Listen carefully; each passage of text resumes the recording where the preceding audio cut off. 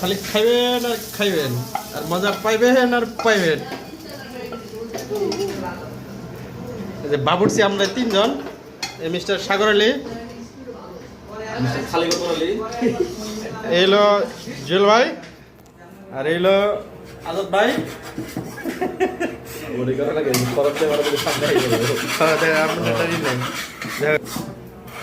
আমরা করতেছি,